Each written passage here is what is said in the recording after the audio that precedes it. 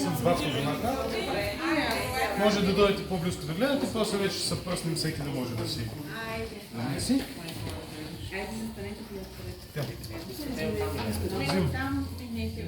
Взимате си формички, намаснявате ги.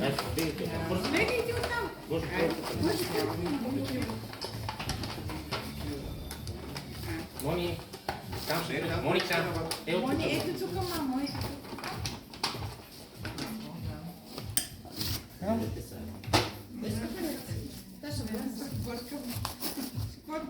Те две ли са? Ама и вие ще правиш.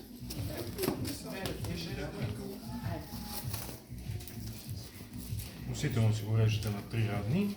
Нали, в случая ще плетем на 3.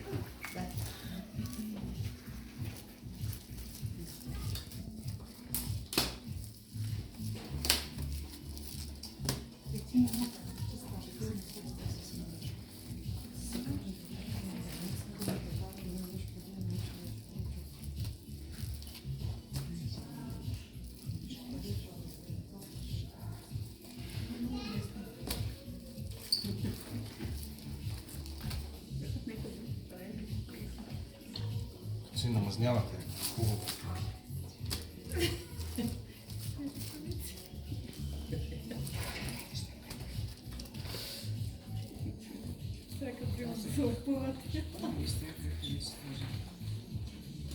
Има един вариант, нали, вътре в фитилите да си слагате плънка, може докато плетете да си слагате плънка и избирайте си, нали, каквото решите. В този случай ще фърля малко кукунчета.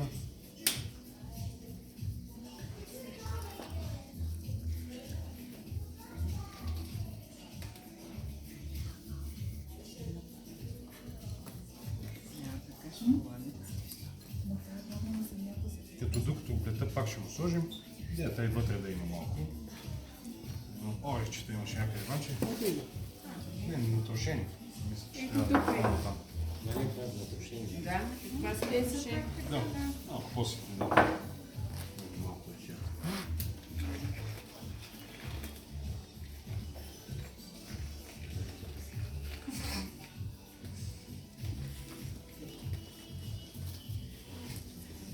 Моника. Виж как е навива. Ай, виж как е навива. Идеята е да се остана колкото може по-вътре.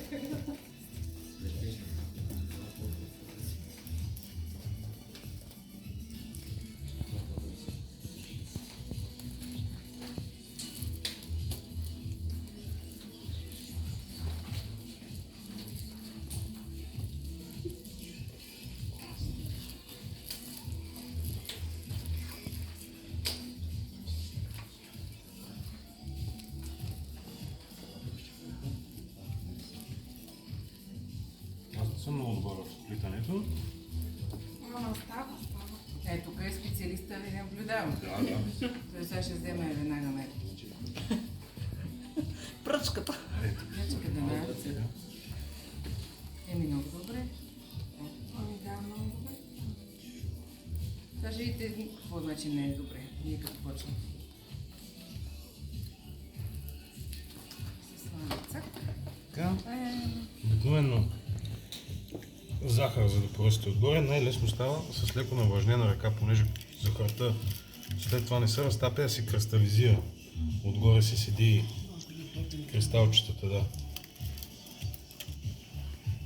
Малко филирани бадемки ще сложим.